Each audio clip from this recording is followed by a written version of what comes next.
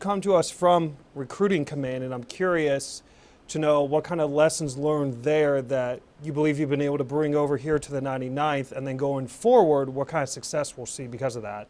Well, when I look at my experience at Recruiting Command, one of the things that it showed me is that Recruiting Command really deals in a holistic approach, trying to utilize all of the community to try to change the messaging, that the Army and the Army Reserve is trying to recruit from. So when I came across, as the 99th commander, I started evaluating, what are we doing and what are we not? As a customer-based organization, and that's what the 99th does, we support our customers, the 43,000 soldiers within our footprint, 13 states. How do we get after, reaching out to all of those customers and being able to better support those units within that footprint? So from a community-based nature, and that's a large portion of what the 99th does with our facilities, 287 facilities spread out from Maine down to Virginia, West Virginia, and Pennsylvania. How do we holistically approach that from a larger perspective to ensure that our customers are receiving the best services that they can, both from a personnel perspective, from a readiness perspective, and then also from a training perspective? You touched on the word readiness there. It's a great segue into my next question. In previous iterations of Dauntless Digest, I've talked to General Burgos, Command Sergeant Major Almeida. We've talked about readiness, and not that word, that issue ever goes away, but it seems like there's been more of a focus lately specifically on medical readiness, mass medical events. Can you talk a little bit about how the command is, what we could maybe be doing better as far as that area? We as a command have done I think more of a pilot program utilizing our mass medical events here at Fort Dix. So when soldiers show up for training, we will go ahead and we will send them through a mass medical event, which in general is a PHA. It's their annual physical requirement that each soldier needs to go through. It identifies issues with the soldier and/or signs off that they're good to go. Where I think that we can get better at is not just doing this at Fort Dix or Joint Base McGuire, Dix, Lakehurst, but also to spread this out to centers of influence where we have a lot of our Army Reserve customer units that are in the area. This will allow the commanders to better be able to input those soldiers when needed into those mass medical events, and then also incorporating that into personnel events such as an SRP-2. Mass medical is an issue that is consistent, and it runs parallel to what commanders want to do, but based on the fact that the Army is holding medical at such a high standard for deployment, it's an area that we actually we need to focus in to how do we get better at it, how do we service better, and how do we make it easier for those soldiers and those unit commanders to be successful.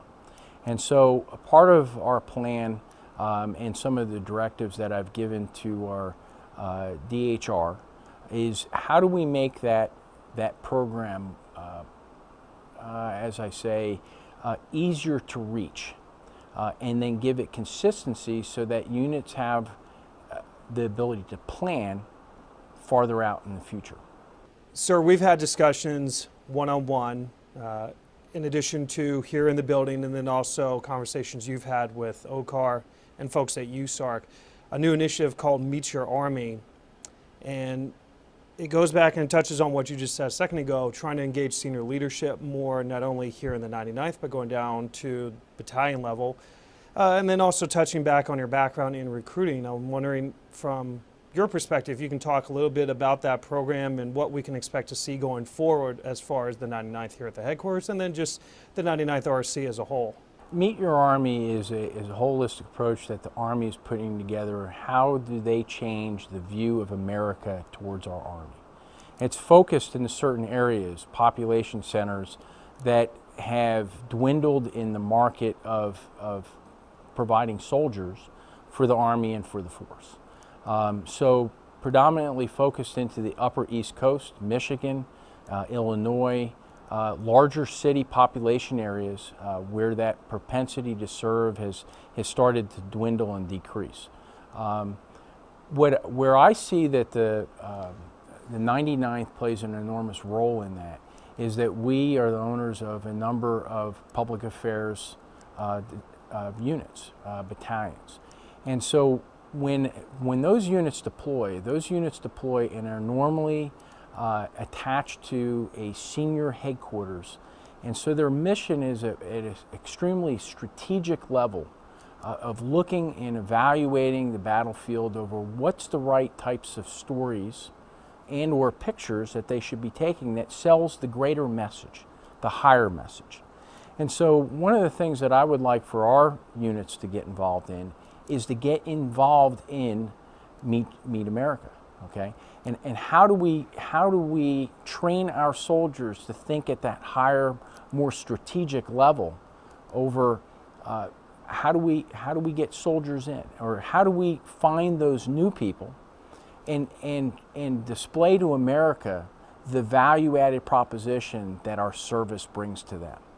So when I look at this from a perspective over recruiting and or from strategic marketing, when we look at a soldier or the way America views the Army today, is that if I'm in the Army, it's because I couldn't belong or I couldn't join anyplace else. And we know in the Army Reserve, that's anything less than true. You know, that in reality, you know, our 160 different MOSs that we have in the Army, most of them take a very high degree of competency and intelligence to be able to, one, qualify, and then two, learn. The beautiful thing about the Army Reserve, and I think that we have so much to give, is that all of our MOSs in the Army Reserve are predominantly combat service and combat service support, which means they're all pliable to the outside. In other words, to commercial marketing. And so we train our soldiers to get, in reality, not just be a soldier in the Army Reserve, but to also be able to be a viable market person on the outside enrolled into a company, such as plumbers, engineers, electricians. You know, those are just some of wheel vehicle mechanics and so many different other areas that these soldiers that get these skills in the Army can apply to a private business. Sir, like a lot of senior leaders in the military, you yourself, you're on social media, and I know that from the time we all come into basic, it's drilled into our heads going forward, utilize your chain of command as far as setting communication up if you need to get anything resolved. But since you are on social media, what can people reach out to you and ask you about in that forum? Well, you know, social media is an avenue to communicate. And what we want to do, my intent by having social media accounts is, one, to communicate the great things that the command is doing, to include the different things that the command is doing, and then also give an opportunity for people, if they have issues and concerns, to send those issues and concerns back to me so that I can actually be aware of what their issues and concerns, problems are. One of the things I've always told my soldiers is I'm not a mind reader, and almost 35 years of service, I've not gotten any better than when I was actually a private. I've tried many times. So if a person doesn't communicate what the issue is and tries to be as clear and concise, then there's no way that I ever know that there's a problem. And so a lot of times, by identifying a problem, we can actually not just fix it for the individual, but we can also look at it from an entire viewpoint to see how many other people it actually affects. Because most of the things that I found in life don't just affect one person. It's actually a problem for many other people, but it's only the one person that brings it up now that affects to so many. So I engage or I entertain the fact that people want to go ahead and do those engagements with me, and I look forward to any kind of those, addressing any of those issues and concerns that they may have. I can't promise you that I'll always have the answer that you want, but I will do my best to get you back the most appropriate, honest answer that I can. Sir, before I get you out of here, I know another big concern from your perspective has been how our AMSs and ECSs are prepared and how they're moving forward. So where are things actually at with those facilities? We're really driving into our maintenance. So when we look at our maintenance, right now the 99th, when we look at our equipment concentration sites and our AMSs shops, are only manned at about 53%. So again, how do we, in evaluating that, again, 53% can't do 100% of the work. And so how do we increase the ability for great training opportunities with our customers? Because we actually have all of our customers' equipment. That's why we have the AMSA shops and ECSs.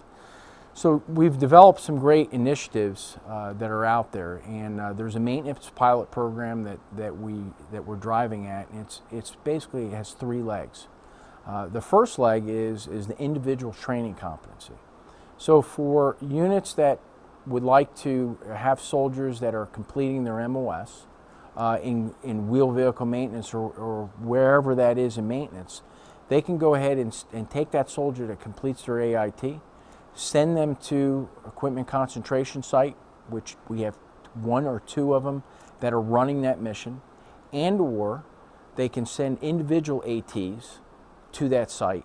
And what we are going to be working on is the individual competency work from the ECS perspective. How do we train that person to be more competent in their individual MOS? What we provide back to the unit is somebody more competent in doing their reserve mission. And what we said is when a soldier completes AIT, it's really just a license to learn. Once they get out into the environment, that's really when they start adding on the way that the business is really done. And so I don't think there's any better place for a soldier to train than in an equipment concentration site where all of our mechanics are experts at their trade. So what we provide back to the unit is a highly trained, competent person that's only adding on to their MOS. Now the other 2 programs are designed more for both section, which is the unit level training, where we tie an AMSA shop that has all those customers out there, ties them into their equipment maintenance, both either at the AMSA shop and or down at the unit level. So that's a unit level where, again, we're focused into the MOS training. And so what we're trying to do is provide that training for the unit, and in the turn, the byproduct of that, what we get is more ready equipment, okay, that's been serviced and also been taken care of better. The last one is where we tie in companies, so maintenance companies, that we tag into and tie into a mission for the equipment concentration site. So under that concept, we're not exactly, yes, we're training mechanics, but more importantly, we're training the leadership of those companies in order to manage the maintenance flow. And so what the idea of that is, the unit comes in, they'll sign for a facility the night, on a Friday night or before they start their battle assembly. The ECS then pre-positions the mission for the weekend, however many vehicles, the different types of maintenance that the units request to be able to work on to give their mechanics more competency. And then once the Saturday morning starts off, it's the unit's responsibility to move the mechanics around however they see fit in order to manage that workflow. And at the end of the day, Russell, that's really what it's all about. It's about making competent units that can deploy and do their mission, and what they're doing is they're preparing for it at home station. And so I think that there's great value in all 3 of those different programs, and our DOL is managing and we're working through a lot of the the beginning parts of those programs. And I'll tell you, each time we started that program in November here on Fort Dix, if you want to say that was kind of the beginning of it, where we had the manageability to look at and evaluate. We've now spread it out in January to 3 different locations, and within 6 months it should be spread out throughout our entire footprint. So I'm really excited about that. It's an initiative that, again, the 99th has taken on. Our soldiers are doing a great job, our civilians are doing a great job, and I think everybody is very excited over, again, how do we get after this thing called maintenance that has really become atrophied in the Army Reserve.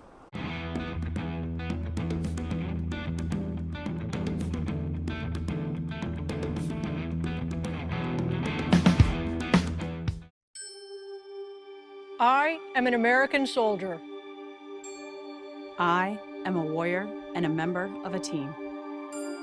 Following World War II, the permanent presence of women in the military is formally established with the Women's Medical Specialist Corps, the Army Nurse Corps, and the Women's Army Corps. I serve the people of the United States and live the Army values. I will always place the mission first. In 1970, the Chief of the Army Nurse Corps and the Director of the Women's Army Corps are the first women to be promoted to Brigadier General. In 2008, General Ann Dunwoody becomes the Army's first, and to date, only female 4-star general. I will never accept defeat. I will never quit. In 1971, the first women are allowed access to all male drill sergeant schools and NCO Academy program. In 2015, Specialist Skylar Anderson is the first woman to graduate as a combat engineer. I will never leave a fallen comrade. I am disciplined, Physically and mentally tough. trained and proficient in my warrior tasks and drills.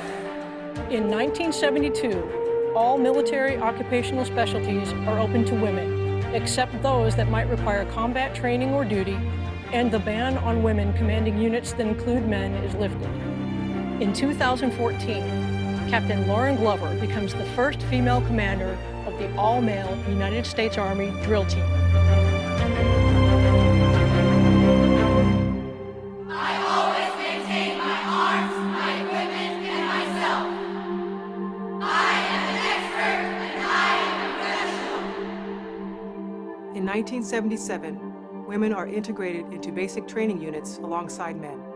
In 1978, the Women's Army Corps is disbanded, and in 1979, enlistment qualifications become the same for men and women.